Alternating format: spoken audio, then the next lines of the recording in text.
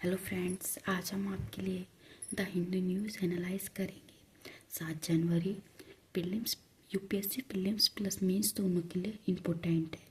Mains के GS paper 4 topic wise notes बनाए हैं। मैंने अनदर कोई नहीं टॉपिक लिया है जो हमारे लिए मेंस में आंसर राइटिंग में ज़रूरी हो, प्री में ज़रूरी हो। मैंने वही टॉपिक यहाँ पे कवर किए हैं। कोलेजियम और बदलाव, ये अभी शुरुआती दौर हो सकता है। कोलेजियम अब उच्च न्यायालय में न्यायाधीशों के रूप में पदोन्नति के लिए अनुशासित उम्मीदवारों का साक्षात्कार करेगा। मतलब उच्च न्यायालय के न्यायाधीश हैं, वो इंटरव्यू लेंगे, अनुशासन उम्मीदवारों का करेंगे। पैनल यह भी सुनिश्चित करेगा कि यहाँ तक संभव हो सकता है लोगों को चैन से बाहर रखेगा। मतलब जो जितने भी जज हैं उनको ध्यान रखेगा कि हमें किन्हें अंदर रखना है किन्हें नहीं। जैसे कि हमारे किसी से बाहर रखना है, जैसे करीबी रिश्तेदार उच्च न्यायालय या सर्वोच्च न्यायालय में न्यायाधीशों के रूप में कार्यरत हो या रह चुके हों, उन्हें हम ध्यान से रखेंगे, कार्यरत करने देंगे। यह भी सुनिश्चित करेंगे कि जहाँ तक संभव हो ऐसे लोग कॉलेजियम प्रणाली में सुधार जिसके नितांत आवश्यक हो, जब तक सीमित रहेगी, जब तक सरकार मनमाने अपशिष्ट और अक्सर अज्ञात कारणों से प्रस्ताव को रोकने में सक्षम रहेगी। मूल रूप से कॉलेजियम न्यायिक व्याख्या का उत्पाद है।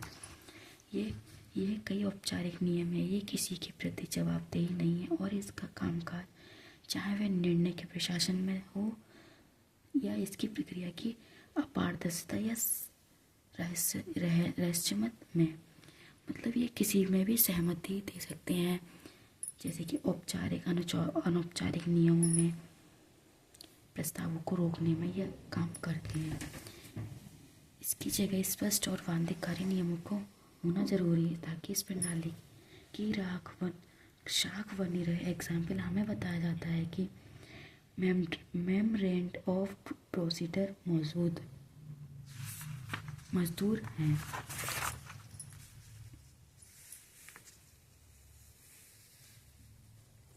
इस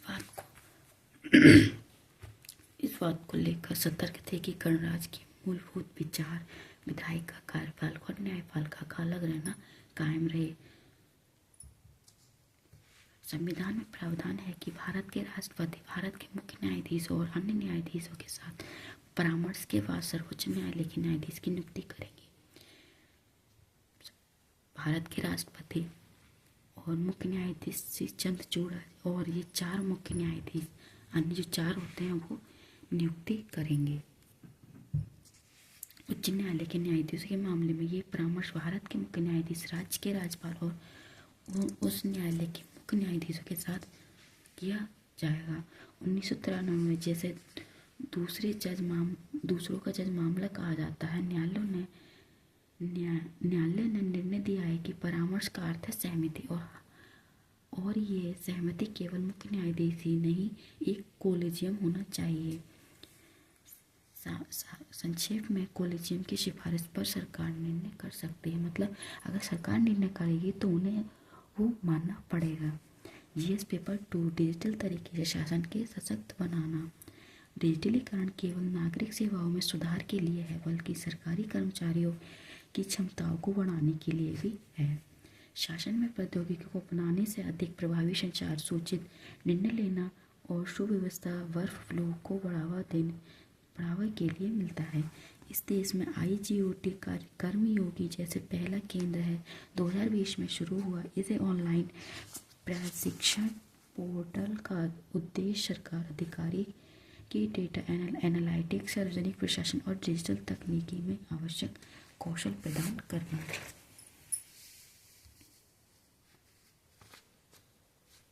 शासन में प्रौद्योगिकी को अपने से अधिक प्रभावी संचार, सूचित निर्णय लेना और सुव्यवस्थित वकीलों को बढ़ावा मिलता है।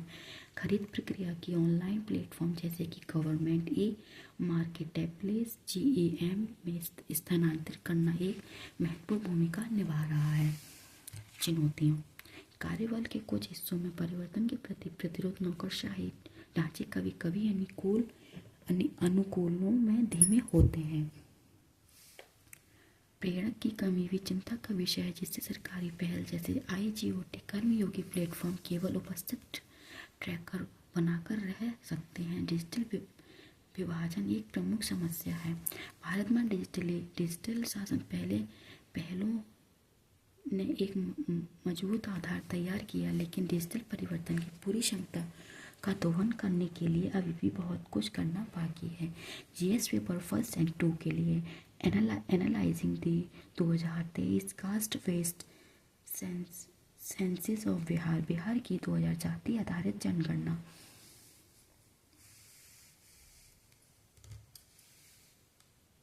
समाज पर इसके प्रभाव और विभिन्न समुदायों द्वारा झेली गई सामाजिक आर्थिक चुनौतियों को समझा जा सकता है। जाति जनगणना पिछड़े वर्ग की राजनीति के लिए महत्वपूर्ण है, क्योंकि OBC की सटीक पहचान को सक्षम बनाती है। ये लाभ के दुरुपयोग को रोकती है और समुदाय के भीतर असमानताओं को उजागर करता है, जिससे एक अधिक समान प्रणाली को बढ़ावा मिले।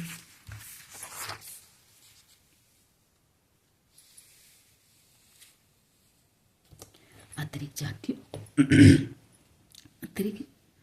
जातियों को शामिल करने की आवश्यकता हो सकती है। यह विश्वसनीय डेटा की कमी के कारण मदद उन तक नहीं पहुंच पाती जिन्हें वास्तव में इसकी आवश्यकता है। 2023 बिहार जाति जनगणना 2 चरणों में 2023 की शुरुआती में घरों की सूचीबद्ध और मध्य वर्ष में सामाजिक आर्थिक डेटा संग्रह किया। मतलब 2023 के जो अर्धवार्षिक में तो उन्होंने जाति जनगणना की थी और मध्य में सामाजिक और आर्थिक समूह के डेटा एकत्रित किया था।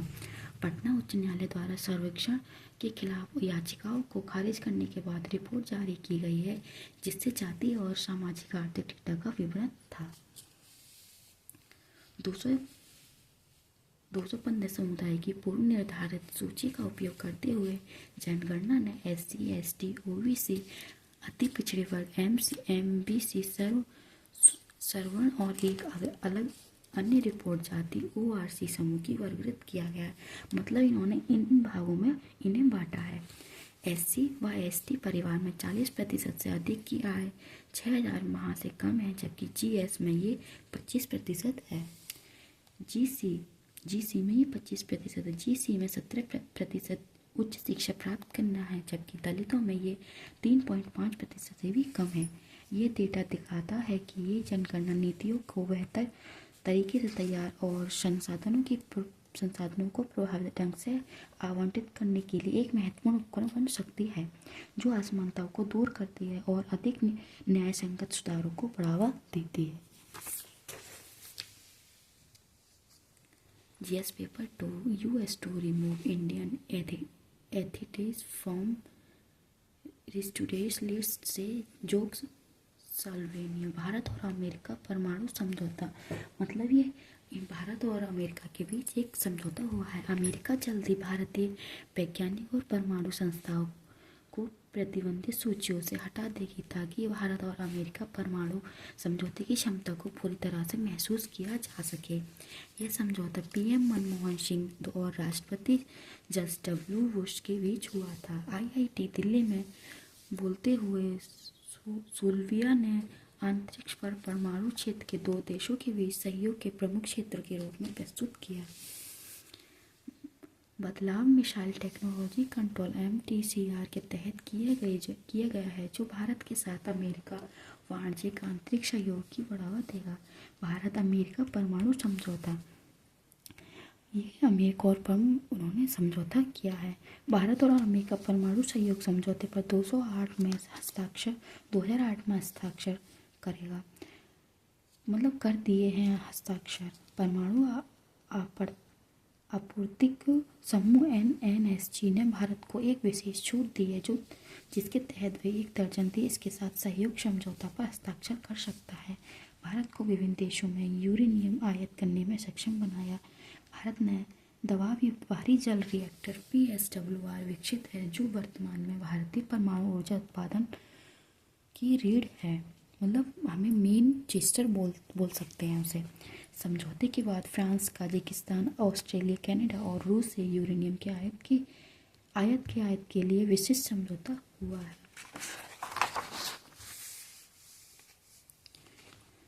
इसने भारत के अपने नागरिक और सैन्य कार्यक्रमों को अलग करने में सक्षम बनाया और तथा अपनी नागरिक परमाणु सुविधाओं को आंतरिक परमाणु ऊर्जा IAEA के सुरक्षा उपयोग के अंतर्गत रखा। फ्रेंड्स, हमारा GS पेपर से रिलेटेड क्वेश्चन जो हमें आज इम्पोर्टेंट लगा, भारत में उच्च न्यायपालिका के न्यायाधीशों की नियुक्ति के संदर्भ में राष्ट्रीय न्यायिक नियुक्ति आयोग अधिनियम 2014 पर सर्वोच्च न्यायालय के निर्णय की आलोचनात्मक जांच करें। UPSC 2017 में आया हुआ ये क्वेश्चन है।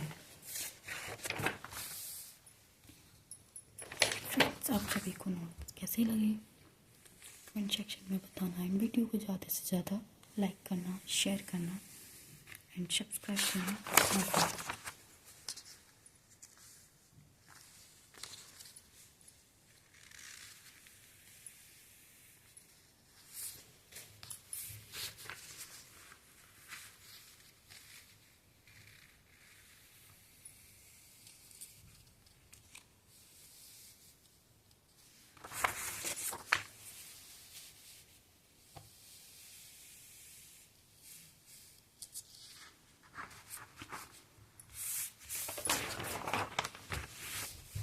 आपको एक बार दिखा दिया है, आप नोट क्लियर से बना सकते हैं ताकि आपको कोई परेशानी ना हो आंसर राइटिंग में।